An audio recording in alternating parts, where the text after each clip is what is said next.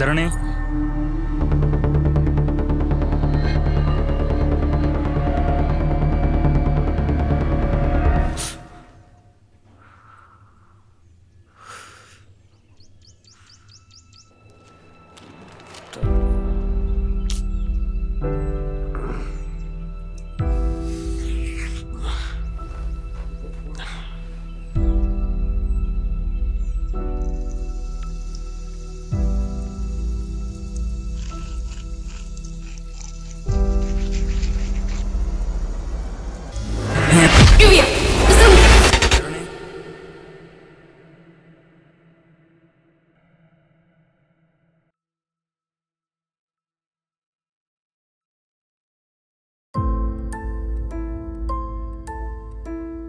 ಕತೆ ಹೇಳಬೇಕು ಅಂತಿದ್ದೀನಿ. ನನ್ನನ್ನು ತುಂಬ ಕಾಡಿರೋ ಕತೆ, ಕಾಡ್ತಾ ಇರೋ ಕತೆ.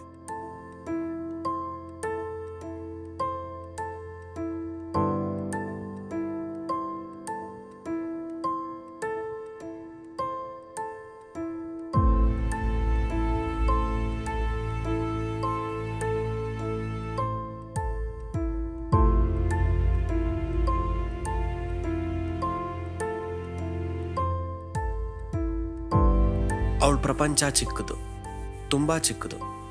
ಆಕೆ ಬಯಸಿದ್ ಕೂಡ ಅಷ್ಟೇ ಅನ್ಸುತ್ತೆ. ಮತ್ತೆ ಮತ್ತೆ ಅದೇ ಕೆಲಸ, ಯಾವತ್ತೂ ಬೇಸರ ಪಟ್ಟಿಲ್ಲ, ಬೇಜಾರಾಗಿಲ್ಲ. ಅವಳ ಬದುಕ ಮೇಲೆ ಅವಳಿಗೆ ತೃಪ್ತಿ ಇದೆ, ಖುಷಿ ಇದೆ, ನೆಮ್ಮದಿ ಇದೆ.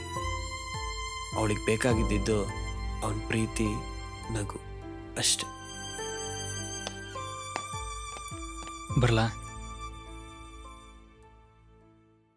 ಅವಳ ಬದುಕನ್ನು ಅವಳು ಯಾವತ್ತೂ ವಿಮರ್ಶೆ ಮಾಡಿಲ್ಲ, ಮಾಡೋ ಮನಸ್ಸು ಅವಳಿಗಿಲ್ಲ. ಆಡಂಬರದ ಬದುಕು ಬೇಕಿರಲಿಲ್ಲ, ಅದರ ಅವಶ್ಯಕತೆನೂ ಅವಳಿಗಿರಲಿಲ್ಲ. ಇದು ಬೇಕು ಅದು ಬೇಕು ಅಂದಿದ್ದಿಲ್ಲ. ಅವಳ ಹತ್ರ ಏನಿದೆಯೋ ಅಷ್ಟೇ ಸಾಕಾಗಿತ್ತು. ಅವಳಷ್ಟೇ, ಧರಣಿ ಅವಳ ಹೆಸರು.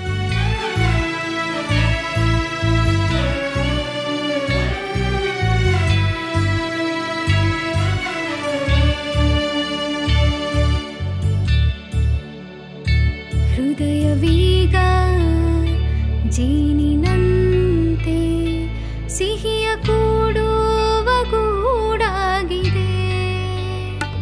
ನೀನೆ ನನ್ನ ಪ್ರೀತಿಯನ್ನ ದುಂಬಿಯಿಂದಾಗಿ ಹೂ ಮಾಡಿದೆ. ಜೀವನ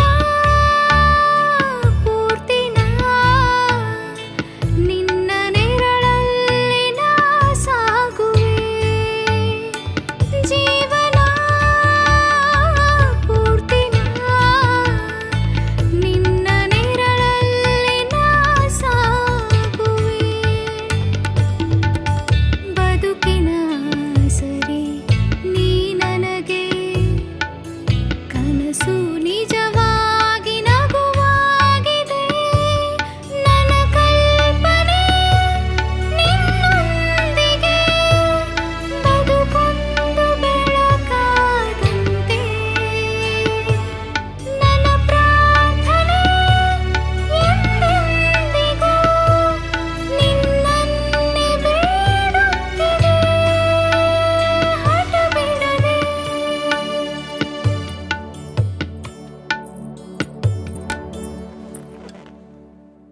ನಾನು ಯಾವುದೋ ಟೆನ್ಷನಲ್ಲಿದ್ದೀನಿ, ಪ್ಲೀಸ್ ಡಿಸ್ಟರ್ಬ್ ಮಾಡಬೇಡ.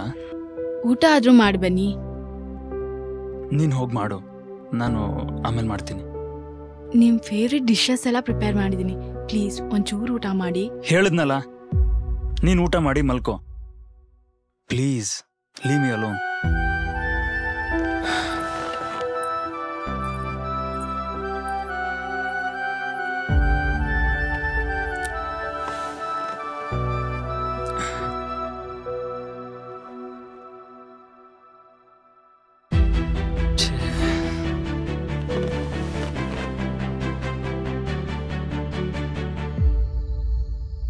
ಪ್ರತಿ ಕ್ಷಣಕ್ಕೂ ಜೀವ ಇರಬೇಕು ಅನ್ನೋ ಆಸೆ ಅವಳದು. ತನ್ನ ಸಂಗಾತಿ ಜೊತೆ ಎಷ್ಟೋ ನೆನಪುಗಳನ್ನ ಕಟ್ಕೋಬೇಕು ಅನ್ನೋ ಬಯಕೆ ಅವಳದು. ಅವನು ಅವಳು ಭಾವನೆಗಳೇ ತುಂಬಿರೋ ಚಿತ್ರಗಳು. ಮರ್ತಿದ್ದೆ, sorry. I am really sorry. ಹಾಂ, ನೀನೇನು ಹೇಳ್ಬೇಡ, ಎಲ್ಲ ನಾನೇ ಹೇಳ್ತೀನಿ. ಒಬ್ಬರನ್ನ ನಿಜವಾಗ್ಲೂ ಪ್ರೀತಿ ಮಾಡಿದ್ರೆ ಇಡೀ ಪ್ರಪಂಚನೇ ಬೇಡ ಅನ್ಸುತ್ತಂತೆ. ನನಗೆ ನಿನ್ನ ಜೊತೆ ಇದ್ರೆ ಹಾಗೆ ಅನ್ಸುತ್ತೆ.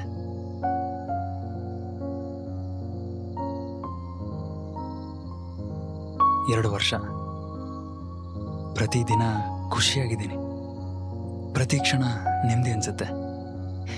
ಇದಕ್ಕಿಂತ ಏನೇನು ಬೇಕು? ಈ ಜಗಳ, ಕೋಪ, ಪ್ರೀತಿ ಯಾವಾಗಲೂ ಹೀಗೆ ಇರಬೇಕು. ಇರುತ್ತಲ್ವಾ? ತಗೋ.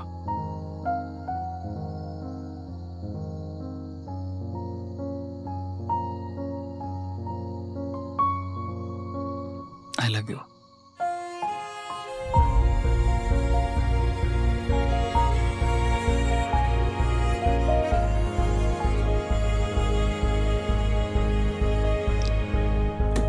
ಕಾಫಿ.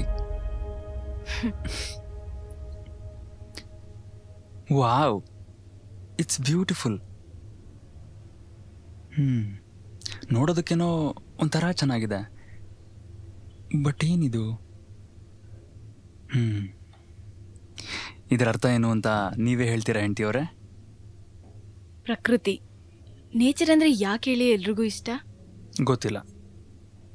ಪ್ರಕೃತಿ ಜೊತೆ ಇದ್ರೆ ನಮಗೆ ನಾವೇ ಪರಿಪೂರ್ಣ ಅನ್ಸುತ್ತೆ, ಕಂಪ್ಲೀಟ್ ಅನ್ಸುತ್ತೆ.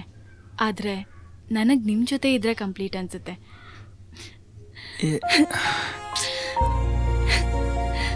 ಯಾಕೆ ಅಳ್ತಿದ್ಯಾ? ನಿನ್ನ ಜೊತೆನೇ ಇದ್ದೀನಿ ತಾನೇ, ಯಾವಾಗಲೂ ಹೀಗೆ ಇರ್ತೀನಿ. ಸುಮ್ಮನೆ. ನಾನು ನೋಡಬೇಕು ಅನ್ಕೊಂಡಿದ್ದ ಕತೆ ಇದು.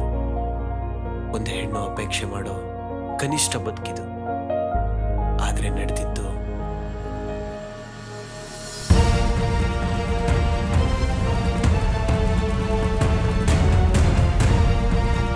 ಆಕೆ ಭಾವನೆಗಳಿಗೆ ಬೆಲೆ ಇಲ್ಲ. ಎಲ್ಲ ದಿಕ್ಕಿನಿಂದ ಚುಚ್ಚಿ ಮಾತಾಡೋ ವಾತಾವರಣ. ಅಸಹಾಯಗಳಾಗಿದೆ. ಮನ್ಸ್ಗಾಗಿರೋ ಗಾಯದ ಮುಂದೆ ಅವಳ ಮೈಗಾಗಿರೋ ಗಾಯ ದೊಡ್ಡ. ಅವಳು ಬದುಕಿದ್ದನ್ನು ನಾನು ನೋಡಿದ್ದೀನಿ, ಆದರೆ ಅವಳು ಯಾವತ್ತೂ ಸತ್ತೋಗ್ತಿ. ಪ್ರತಿ ಕ್ಷಣ, ಪ್ರತಿದಿನ ನಂಬಿ ಕೈ ಹಿಡ್ದಿದ್ಲು. ಆದರೆ ಅದೇ ಕೈ ಇವತ್ತು ನೋವು ಮಾಡ್ತಿದೆ. ಅವಳ ದೃಷ್ಟಿಯಿಂದ ಅವಳ ಪ್ರಪಂಚ ನೋಡೋಕೆ ತುಂಬ ಭಯ ಆಗ್ತಿತ್ತು. ಆಕೆ ಸುತ್ತ ಒಂಟಿತನ, ಆಕೆ ಒಳಗೂ ಒಂಟಿತನ. ಇವುಗಳ ಮಧ್ಯೆ ಅವಳ ಪ್ರಾಣ ಹೋಗಿತ್ತು.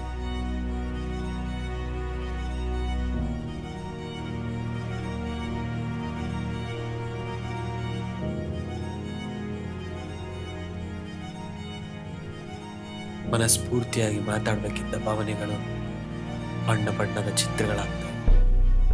ಆದರೆ ಹಾರಾಡಬೇಕಾಗಿರೋ ಚಿಟ್ಟೆ ಮಾತ್ರ ಯಾವುದೇ ಬಣ್ಣ ಇಲ್ಲದೆ ಬದುಕ್ತಾ ಇದೆ.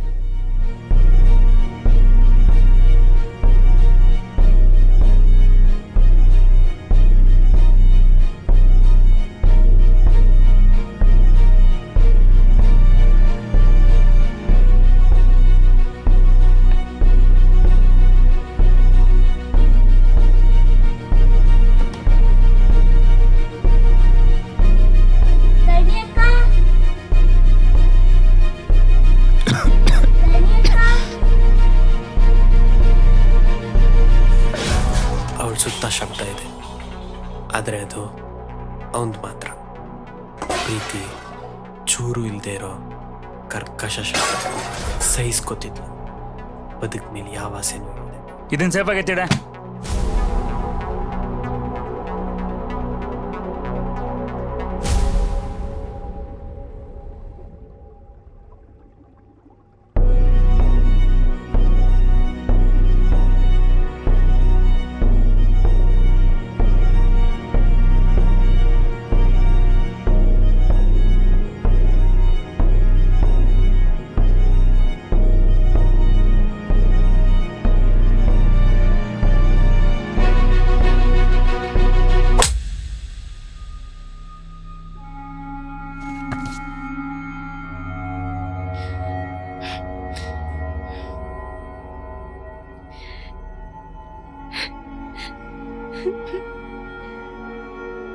ಅತ್ತಿದ್ ಸಾಕು, ಸಮಾಧಾನ ಮಾಡ್ಕೊ. ಬಾ ಮಲ್ಕೊಳ್ಳೋಣ. ಬರೀ ನಾಟಕ ಆಯ್ತು ನಿಂದು.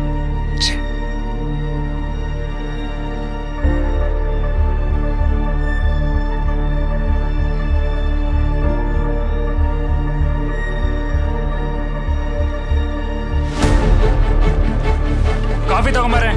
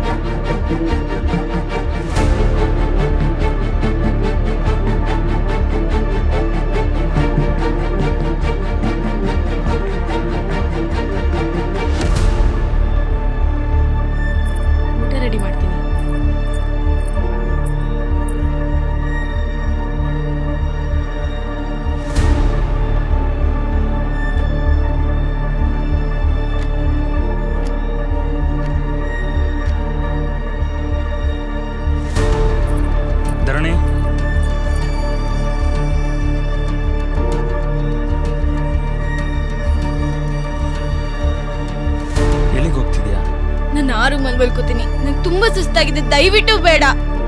ಬಾ ಪ್ಲೀಸ್, ನಾನು ಹೊರಗಡೆ ಮಲ್ಕೋತೀನಿ. ನಿನ್ ಕಲ್ಪನೆ ಅದು.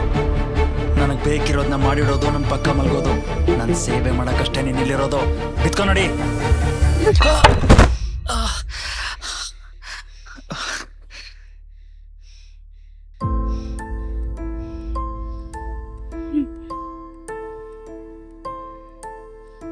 ಆಕೆಗೆ ಹೇಳೋಕೆ ಮಾತೇ ಇರಲಿಲ್ಲ.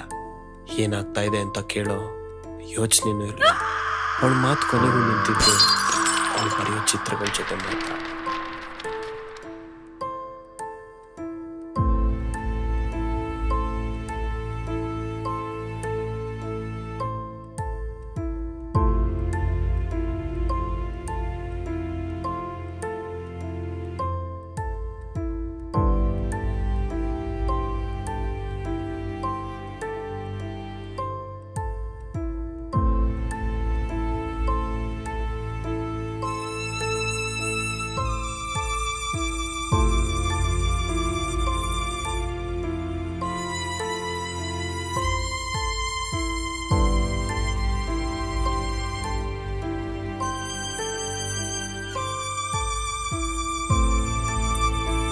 ಮುಂದೆ ಮತ್ತೆ ಹೆಜ್ಜೆ ಹಾಕಿದ್ಲು.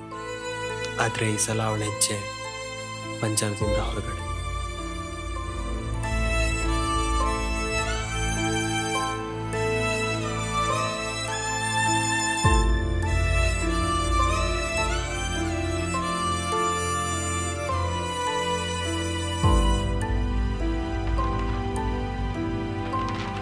ನಾ ಕಂಡ ಆಕೆ ಒಬ್ಬಂಟಿ. ಅವತ್ತು ಇವತ್ತು